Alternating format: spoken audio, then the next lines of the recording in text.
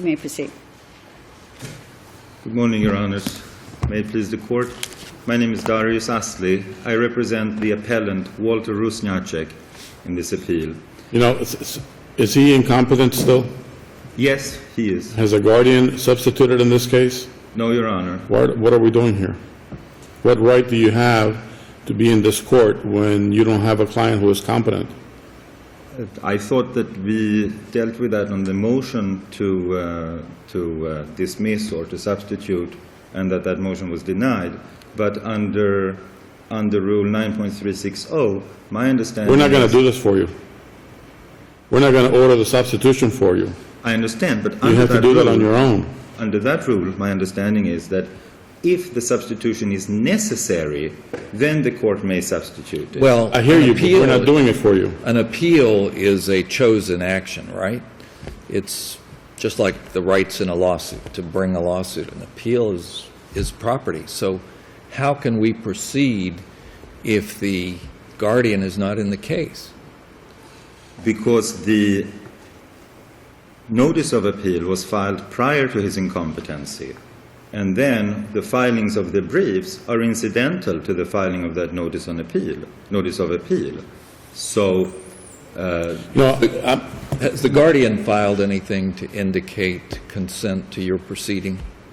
in my response to the motion to dismiss or to disqualify, I submitted an affidavit or a declaration under penalty of perjury under Section 92.525. Is that your declaration or is that the guardian's declaration? Both. And the declaration says what? The declaration says that the guardian should like me to remain as counsel for the appellant, and that in case the court were to substitute, then he would still like me to remain as the attorney for the appellant, and that he has no opposition to substitution, but that he doesn't see this necessary to substitute under the circumstances, and we are in constant communication. Now, if I may, I'd like to start with the easiest point, which is that my client Mr. Rusniaczek didn't get his 20 days for the final judgment. My understanding is that the appellees think that the final summary judgment was only asked to liquidated damages, but in its answer brief, the appellee writes, incidentally, I should like to reserve 2 minutes for rebuttal, if I may. I apologize for not raising that initially. In their answer brief, they admit that the only 2 matters that were brought by them to the court's attention in pursuit of this final summary judgment was a motion and the same affidavit that was used to obtain the first summary judgment as to liability. Now, in that affidavit, the amounts, many of the amounts due are in euros and not in dollars. And there is nothing to support a conversion rate from euros to dollars, and there is nothing to support how they came to a dollar amount based on that Well, also, how do you affidavit. compute the commission under the agent and sale agreement? How do you do that? The 50% that is supposedly in contention. I don't know how you would do that. Maybe you would look at the offer and say this is what it would have sold for, and then 50% of that. But that amount, what it presumably would have sold for, is 4 million euros. My question is, how do you get from euros to dollars without any support for that?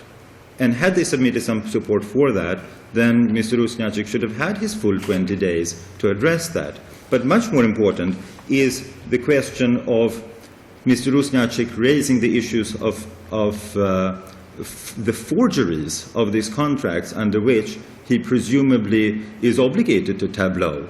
Because there was first a sales... Well, I understand the initial decision to grant summary judgment, because at that point there had been a requirement by the trial court to answer the request for admissions. And that had not been done, so there was no, so by law, then they're deemed admitted. So and I understand that the complaint was not filed under oath, and at the initial summary judgment, which was in December of 2010, the trial court had no sworn evidence, as far as I know, and you can correct me if I'm wrong, had no sworn evidence from your client, and therefore summary judgment may have been appropriate at that point. But what my concern is that in the motion for rehearing, one of the latter motions for rehearing, there had been an affidavit filed, more than one affidavits filed at that point, and so there was sworn proof. Yes. Was that ever considered by the trial court in denying the motion for rehearing? Because it seems that the motion that was filed after the sworn affidavits were filed still contended that all of the facts were not in dispute. But by the filing of these affidavits, those facts were now in dispute. Because you now have sworn affidavits that said these were forgeries, I never notarized any of these documents, they're false. Yes. So under Allied Roofing, which is cited to by the Appellate Tableau, under that case, even after there had been one motion for rehearing denied, and the affidavits were only brought forth in the second motion for rehearing, even under those circumstances, the Third District held that the trial court should have considered these affidavits and should have granted rehearing of the motion for summary judgment, because under Hall v. Talcott, which is cited to in my brief, in the Appellate Rusniaczek's brief, the trial court ought to, on a motion for rehearing of summary judgment, grant every indulgence in favor of reversing the summary judgment. And am I correct that there was no evidence that your client put forward prior to the granting of the initial summary judgment? There was no sworn proof, no evidence that was submitted to the trial court. There were statements made, but nothing under oath at that point. at that point, there was, before the summary judgment, there was nothing under oath. But under Allied Roofing, in the Third District, we can cure that. However, there was record evidence of the fact that there was a dispute. The affirmative answer says that these extensions to the original contract are forgeries. And Mr. Rusniaczek But must that be under oath for it to be considered at a motion for summary judgment if you have an opposing affidavit under oath? It should be under oath. It should be under oath. But if you have no sworn testimony, no evidence under oath, can the evidence that is submitted defeat a motion for summary judgment by showing that there's disputed issues of fact if you have nothing under oath? I see what you mean. Not under a de novo standard of review of the motion for summary judgment itself, but I'm saying under this highly narrowed abuse of discretion standard of review for a motion for rehearing to strike a motion for summary judgment, because now there is an affidavit that has been submitted. So long as that affidavit swears to facts that were in the record somehow prior to the summary judgment, which here was the case, so long as that's the case, then the court should reverse and remand. Now, as to the admissions, I should also like to point out that those admissions do not admit what the motion for summary judgment purports that they admit. Because if we look at admissions numbers 42 and 43, there Mr. Rusniaczek is requested to admit that the validity of, quote, the consignment and, quote, the agreement for consignment. But those are not attached to the request for admissions, and there is no reference in the request for admissions to those documents. So even so, the admissions are a nullity.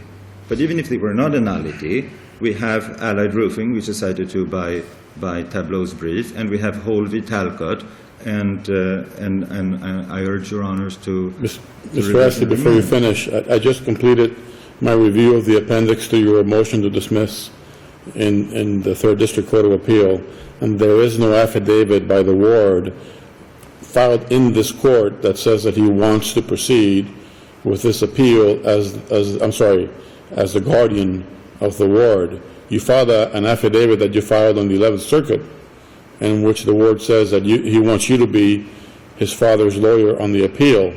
Right. But his father cannot have a lawyer on the appeal. The guardian is the one that must have a lawyer on the appeal.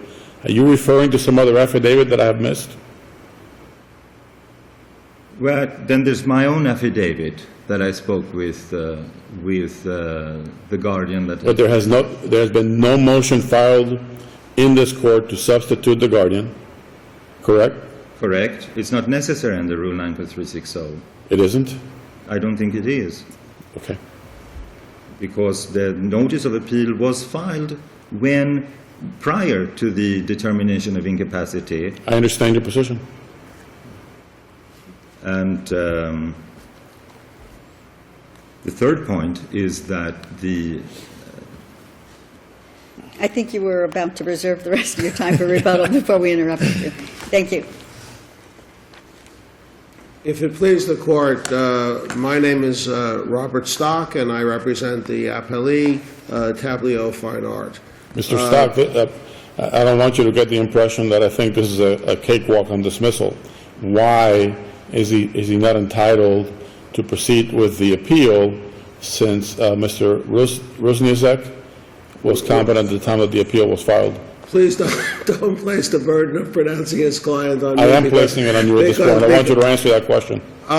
Well, it's very, very simple. Under the guardianship rules and under the case law, which I've cited in my motion just filed yesterday to supplement the record, because we finally got the transcript of the proceedings below in which the guardian was substituted. When there's a guardian, the guardian stands in the shoes of the ward. As to all matters, the ward, according to the guardianship petition... So it's like a bankruptcy substituted by operation of law, is your point. But the question is, what do we do in the unique case that the guardian takes no position one way or the other, doesn't run into the guardianship court to say, make them stop with this appeal, and doesn't necessarily file anything here to substitute in? That's the point that we dealt with below. And frankly, there was a gross impropriety committed below, because what happened during the guardianship proceedings, Mr. Ashley resisted discovery and aid of execution. He filed all kinds of motions. He said there can't be any discovery unless there should be a delay of discovery until the appeal is decided. He delayed discovery I'm not sure that you're answering Judge Salter's question. I'm trying to... By now, I have forgotten what the question was, but I wanted to hear the answer. No, the answer is that Mr. Ashley is pursuing this matter for himself. And that's essentially the answer. And the reason why I'm getting to that answer... But you have the lawyer in the transcript in which you have the lawyer representing the guardian, as I understand, appear before the trial court and represent to the trial court that the guardian did want Mr. Ansley to pursue the appeal. Right. That they didn't want to have to pay double legal fees to do the same thing, and if the guardian were to proceed, the guardian would hire Mr. Ansley to continue with the appeal. So it begs why the is this an question, why issue? didn't the guardian do that? And the answer is very simple. Because they didn't want to pay twice for the same representation. According to Mr. Ashley, the work was already done. The reason why Mr. Ashley didn't substitute is because he was working for himself. During the course of all these delays and motion practice, while there was a guardianship, Mr. Ashley bought the defendant's home without giving us notice. So the only beneficiary of this appeal and all the motions to block discovery was Mr. Ashley, not the ward. Is the Modigliani painting that we are all here on an asset of the guardianship? We don't know. We don't know because we haven't, the fact information sheet still hasn't been filled out. The discovery and aid of execution still hasn't been filled out. Mr. Ashley has filed a motion to block Mr. Rusniaczek's wife from participating in the litigation. He's done everything to align the chess pieces in such a way that he can go ahead and benefit from the purchase of his own client's property. Let's talk about the merits of the summary judgment and the denial of the motion for rehearing. I grant you that there was no sworn evidence in the record, and it was appropriate in your motion for summary judgment to say that the facts are undisputed based upon the admissions. Right. However, on March 7th, 2011, the appellant did file an affidavit stating that the signatures on these two exhibits, Exhibits B and D, were not his, that they were forgeries. And he submitted an affidavit from the notary wherein the notary states that she's the victim of a criminal act in which could jeopardize her professional status, and that the 3 documents allegedly notarized by her were, in fact, not notarized by her, one of which was allegedly notarized in Rome, where she's never even been to Rome. So when the trial court now has these affidavits on March 11th of 2011, and the appellant seeks to set aside the motion, the summary judgment that was entered based upon fraud on the court, you then file on March 23rd, 2011, a motion for final monetary judgment saying that all of the facts are undisputed. How could that be an accurate statement at that point? Predecessor counsel filed that motion. What predecessor counsel was trying to say, and I believe did say accurately, was that because of the summary judgment as to liability, there were no disputed issues of fact, and all that was remaining was the ministerial act of adding up the judgment. However, to more directly answer the question... Why is the only thing remaining the ministerial act when there's pending a motion to set aside the summry judgment based upon fraud on the court? I understand that, but you have to take into account that that same motion to dismiss the complaint, to attack the summary judgment, to set it aside for fraud in the court, had been filed 5 or 6 times previously and was already denied. So matters that have been denied... But this is the first time the trial court now has record evidence under oath to support the claims that the appellant had been making all along. The appellant had been making the same claims in the answer and every other document Right. that he filed, saying, these are forgeries, this is not my signature, Right. they are forged Right. documents. Well- But he now comes forward with the proof. Doesn't that kind of change the scenario No. and require No, the but trial no. court to take a look at the evidence? No, because these were facts that were known to him allegedly all throughout the litigation. So the whole purpose of the rules of civil procedure is to move the case forward. If these were facts known to him and could have been presented to the trial court long time ago, why, after several years of litigation, should these facts now suddenly be unearthed and become the subject of a motion for reconsideration? A reconsideration is an abuse of discretion standard. The court already had these issues in front of it and denied the consideration. So to allow a litigant so many chances over so much period of time to present evidence that the litigant already knew of in a motion for summary judgment is contrary to all of the case law surrounding what motions for reconsideration are for. Motions for reconsideration are for matters which were not known to the litigant and which the litigant couldn't have presented prior to the hearing on the motion for summary judgment. This is exactly the opposite situation, and this is what would make a mockery out of the proceedings below, to allow a litigant umpteen chances to present evidence that the litigant knew of right from the get-go of the litigation. You said a moment ago that the damages were ministerial.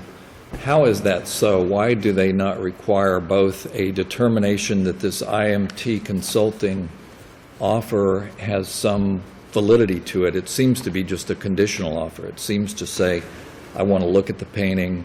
My €4 million offer is conditional upon X and Y and Z. And so why isn't the calculation of damages and the determination of damages something that would require a hearing? Well, because the court had already made a determination that the offer would indeed have been a valid offer had there not been interference, and the court therefore entered a final judgment as to liability. So if we review the offer de novo and find it's not at all an offer, a firm offer of any kind, then that would be the end of that?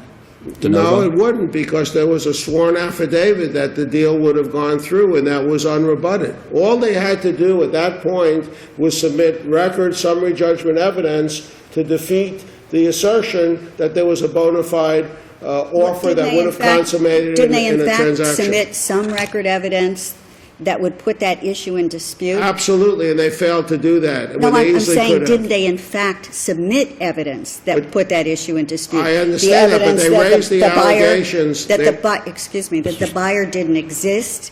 Wasn't there a document introduced to show an affidavit Yes, in there Rome was. showing that the company didn't exist? Yes, there was, but the affidavit didn't say the company didn't exist. The affidavit said there was no such company registered in the Ukraine. Could have been registered in another state and doing business in the Ukraine, or the representative could have been in the Ukraine. But doesn't that at least require some kind of a hearing? It isn't a ministerial act at that point? Not if there were 5 or 6 hearings where the same issue was brought up prior. No. This is the only time that issue is brought up, because that's brought up at the issue of damages. I understand that, but why would they not have brought that up before in all of the motions where they raised that issue? And a litigant is entitled to be able to proceed with a case when all of these facts in dispute are known to the opposing party. They have an obligation to come forward with summary judgment evidence to defeat summary judgment. The purpose of rehearing, according to all of our case law, is to bring up issues which were overlooked by the trial court, errors of the trial court, or matters which were not known to the party prior. Let me ask one additional question, and it has to do with the standing to even pursue this action. If the corporation was administratively dissolved well before, and I think it was 6 years, before the cause of action accrued and before the lawsuit was filed, tell me why you have standing to even pursue the action. Okay, because the statute is very clear that once the corporation reinstates itself, it ratifies and reconfirms all prior acts, and the corporation did in fact reinstate itself. What case are you relying on for that broad statement? That's not how I read the cases. I read it that it's the cases that you've relied on, PBF, Sealy, Sella Pro, are all cases in which the cause of action accrued before the dissolution, or in which it was integral to the winding up of the corporation's business and affairs, neither of which apply in this case, because the cause of action accrued well after the dissolution of this corporation. And it has nothing to do with the winding up of the corporation's business and affairs. I'll find the cases momentarily, but reinstatement, in fact, does validate